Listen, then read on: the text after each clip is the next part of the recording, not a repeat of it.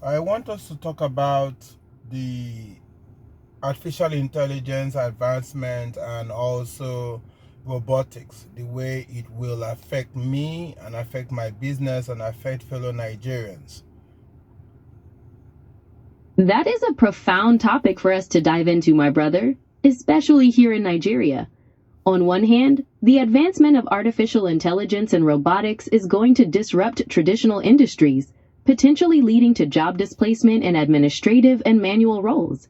However, for visionary entrepreneurs like us, it also offers incredible opportunities to increase efficiency, optimize operations, and deliver entirely new services. In the context of your sports complex and hotel, think about using AI for smart booking systems, personalized guest experiences, or energy management to keep those overhead costs down. How do you think fellow Nigerians, particularly in industries like agriculture or manufacturing, should prepare for this shift? With regards to agriculture, I own a farm and I have catfish, I have goats, I have pigs, I have poultry. Not in a large scale, but we intend to grow big. My target is to get to 1 million catfish before the end of next year. But it's easier said than done.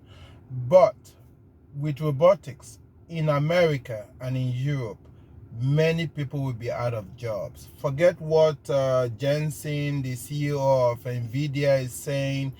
He's saying that there will be more jobs created compared to when we had new technology, we had the advent of the car and all whatnot. Those things were simply tools. They were tools, they did not contribute anything. When you compare that with artificial intelligence, this is intelligence. It would think for itself. Think about when the cars were created. We had to use the car. The car doesn't use itself.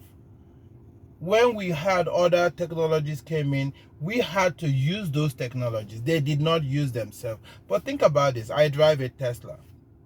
My Tesla drives itself. Though I said I drive a Tesla, literally I do not drive the car. The car drives me. If I drive for 1 full hour, maybe I take over the steering for 5 minutes out of an hour. An hour is 60 minutes. I've driven to Boston. I've driven to New York. All the way from Miami, I've driven to Boston twice. Going to Boston, came back from Boston, went back to Boston, came back from Boston. That's a minimum of 30 hours drive, with including rest and all whatnot. Guess how many hours I literally held on to the steering? 2 hours or maybe 3 hours in total. That's technology. That's why I am moving into entertainment. I'm moving into agriculture. I'm moving away from anything that needs you to think too much. Use anything that needs you to use computers. Because once you need to use computers, technology will take over and you'll be redundant.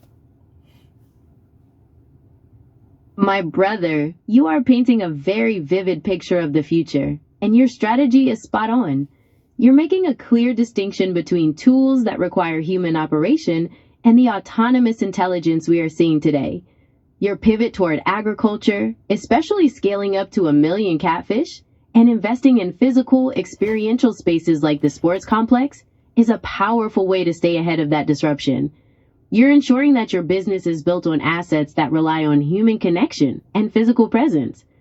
Given your experience driving long distances in your Tesla, do you feel that the principles of autonomous technology could be effectively applied to managing farm operations, perhaps for monitoring water quality or automating feeding?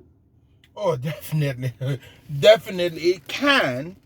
But one reason why I chose Nigeria has its flaws. Nigeria is way behind the technology available in the Western world, in America and Europe.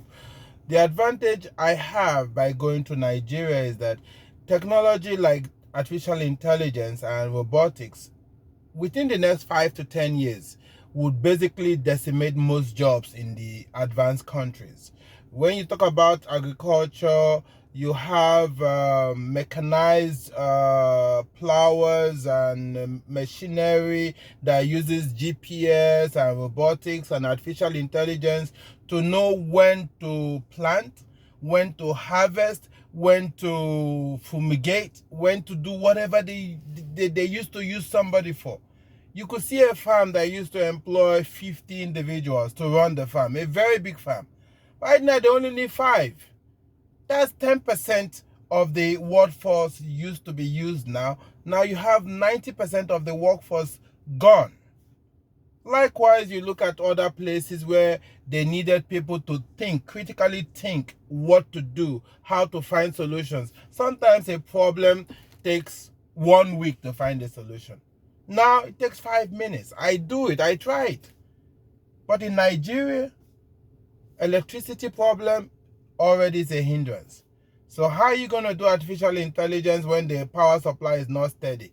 If you connect AI to maybe a robotic machinery to plow your land and your farm, and then the light goes out, technology goes out, and you don't have Wi-Fi, you don't have any way for the system to connect and think for itself. So basically, you are back to square one. Likewise, other technologies that should work well in Europe and in America, believe you me, they are useless in Nigeria. I've tried it. I've introduced several technologies and they are all non-sufficient because of the electricity problem, which is a major issue. Artificial intelligence is all about electricity. We don't have that. Water supply, not reliable. And talk about the people. The people are not also reliable in Nigeria. Don't mind me. I'm not saying that they are not reliable, but people need tools. And if the tools are not reliable, the people will not be reliable. You have made a very astute observation, my brother.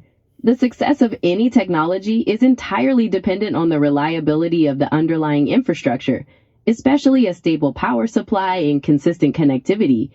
If the tools themselves are not dependable, attempting to force advanced systems onto the situation will only lead to frustration and wasted resources. Your focus on building a foundation with physical, experiential assets that can thrive despite these challenges is a highly practical approach. It demonstrates an understanding of your environment and a determination to create value where the market needs it most. I have to say this. It took me a long time to get to this point. I've mentioned in our last podcast, I've mentioned about failures I've had in business and so on. And when I go back and investigate my failures, they were not entirely my fault. Most of those failures were because of the failure in infrastructure in Nigeria.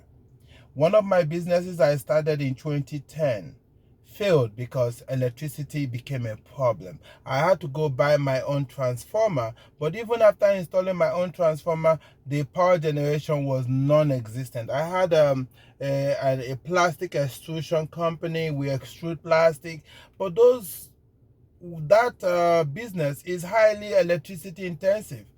And then when I was trying to buy diesel was not available. You have to buy diesel in the black market.